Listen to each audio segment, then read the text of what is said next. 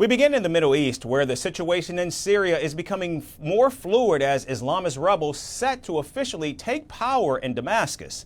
Meanwhile, Israeli warplanes carried out large-scale attacks across the war-ravaged country, targeting major airports and military infrastructure.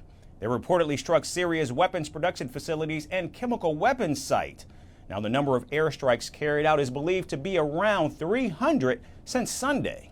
Prime Minister Benjamin Netanyahu says Israel is acting to stop weapons from falling into the hands of hostile forces in the wake of the dramatic fall of Syrian dictator Bashar al-Assad's regime.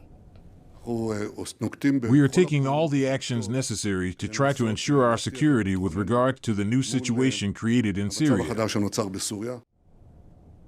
Netanyahu added that Israel has captured more land in Syria-controlled territory of the Golan Heights as the decades-old ceasefire agreement collapsed, with Syrian soldiers abandoning their positions.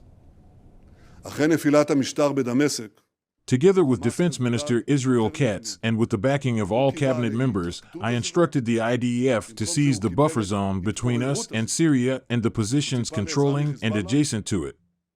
This also includes the summit of Hermon, what is called the Syrian Hermon.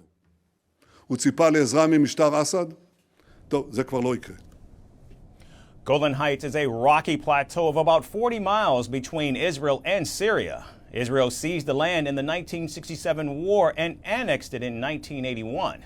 The international community views it as an illegally occupied Syrian territory apart from the United States, which recognized it as part of Israel in 2019. Today, everyone understands the great importance of our being there at the Golan and not at the foot of the Golan. Our control of the Golan Heights guarantees our security. It guarantees our sovereignty. And on this occasion, I would like to thank my friend, President-elect Donald Trump, for accepting my request to recognize Israel's sovereignty over the Golan Heights in 2019. Today, this historic recognition gains stronger validity and greater importance. The Golan Heights will forever be an inseparable part of the State of Israel.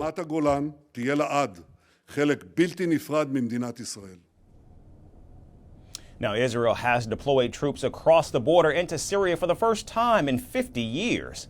Meanwhile, Secretary of State Antony Blinken has warned that ISIS will try to rebuild its capabilities in Syria amid the political instability. But Washington will not let that happen.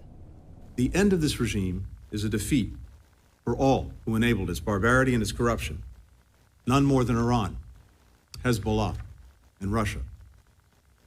So this moment presents a historic opportunity, but it also carries considerable risks.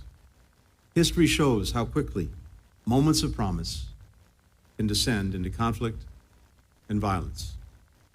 ISIS will try to use this period to reestablish its capabilities, to create safe havens. As our precision strikes over the weekend demonstrate, we are determined not to let that happen. Notably, the U.S. Air Force has also been carrying out airstrikes across Syria since the weekend. Bashar al-Assad remains in Moscow, and Syria's prime minister has agreed to hand over power to the Islamist rebels.